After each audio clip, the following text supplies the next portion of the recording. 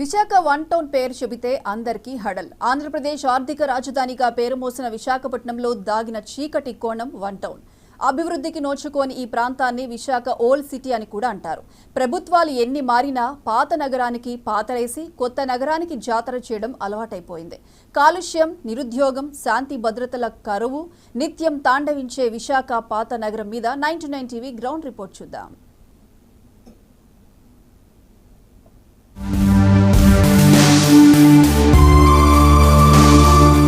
పర్యాటక రాజధాని, smart city, city of destiny, ఇలా గ్రేటర్ విశాఖపట్టణానికి ఎన్నో పేర్లు. పొడవాటి సాగర తీరం, ఎత్తైన కొండలు, ఎన్నో పరిశ్రమలు, ఐటీ స్టేజ్లు, పేరు మోపిన విశ్వవిద్యాలయం, ఇలా విశాఖ ప్రత్యేకతలకు కొదవలేదు. అనేక రాష్ట్రాల నుంచి వలస వచ్చిన జనంతో భిన్నత్వంలో ఏకత్వానికి ప్రతీకంగా కాస్మోపాలిటిన్ నగరపు లక్షణాలు సంతరించుకున్న నగరం విశాఖ. విశాఖపట్నం వన్ టౌన్ పేరు వినగానే నాటి మహారాజుల, జమీందార్ల ఏలుబడి గుర్తుకొస్తుంది.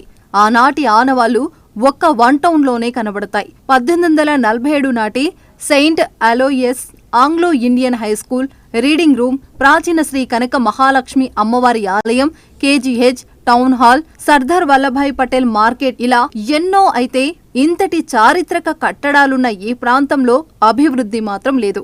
గ్రేటర్ విశాఖ నగరం ఎంత అభివృద్ధి చెందినా వన్ టౌన్ మాత్రం కాలుష్యం, నిరుద్యోగం, నిరక్షరాస్యత లాంటి సమస్యలతో కునారిల్లుతూనే ఉంది. బ్రతుకు తెరువు కోసం పొట్ట చేతబట్టుకొని వచ్చిన నిరుపేదలకు నిలయం విశాఖ పాత నగరం. నిరక్షరాస్యులైన తల్లిదండ్రులు పిల్లల్ని సరైన మార్గంలో పెట్టలేకపోవడంతో అక్కడ నేరాలు కూడా ఎక్కువేనని వన్ టైం ఎస్ఐ భాస్కరరావు చెప్తున్నారు. పేరెంటల్ కేర్ కూడా తక్కువగా ఉంటుంది ఇక్కడ. ఫర్ ఎగ్జాంపుల్ ఫిషర్మెన్ ఎక్కువగా ఉండడం వల్ల ఫాదర్ ఏమో ఫిషింగ్కి వెళ్ళిపోతాడు, మదర్ ఇంకెక్కడ వర్క్స్కి వెళ్ళిపోద్ది. ఓవరాల్గా వాళ్ళ పిల్లలు సరైన పేరెంటల్ కేరింగ్ లేకుండా పెరగడం వల్ల కూడా వాళ్ళ మీద సరైన ఇది ఉండట్లేదు వాళ్ళ పెంపకంలో. అది కూడా పెరగడానికి, క్రైమ్ రేట్ పెరగడానికి కారణం. రెక్కాడితే గాని డొక్కాడని కుటుంబాలు కావడంతో పొద్దు పొడవక ముందే కూలి పనులకెళ్లేవారు కొందరైతే చేపల వేటకు వెళ్లేవారు ఇంకొందరు. పిల్లల్ని సక్రమైన మార్గంలో పెట్టేవాళ్లు లేక చెడు వ్యసనాలకు బానిసలవుతున్నారు. చిన్న చిన్న నేరాలకు పాల్పడి జీవితాలను చీకటిమయం చేసుకుంటున్నారు.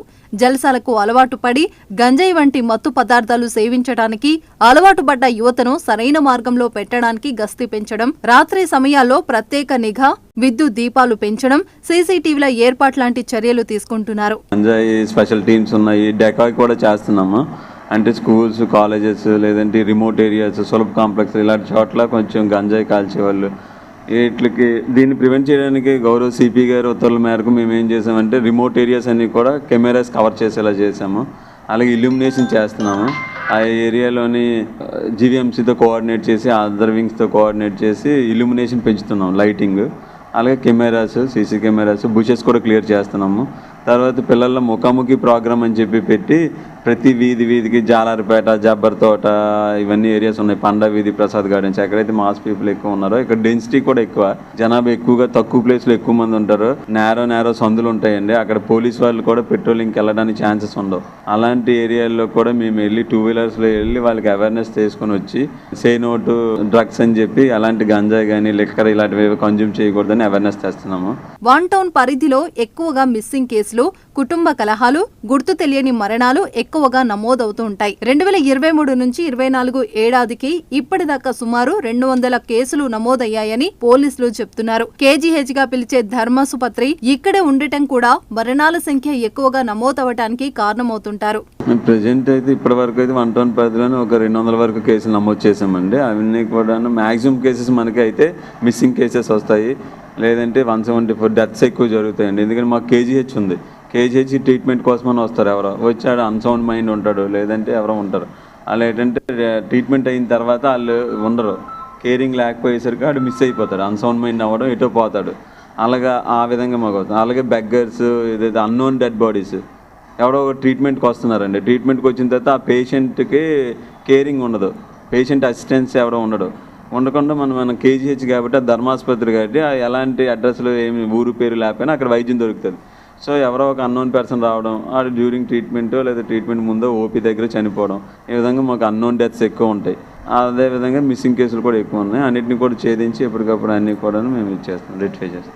విశాఖ పాత నగరపు సమస్యల పరిష్కారానికి గత ప్రభుత్వాలు పెద్దగా కృషి చేయలేదన్న విమర్శలున్నాయి. కూటమి సర్కార్ ఎమ్మెల్యే వంశీకృష్ణ శ్రీనివాస్ దక్షిణ నియోజకవర్గానికి మోడల్ సిటీగా తీర్చిదిద్దుతామన్న హామీ నెరవేరిస్తే పాత నగరం బాగుపడ్డట్టే.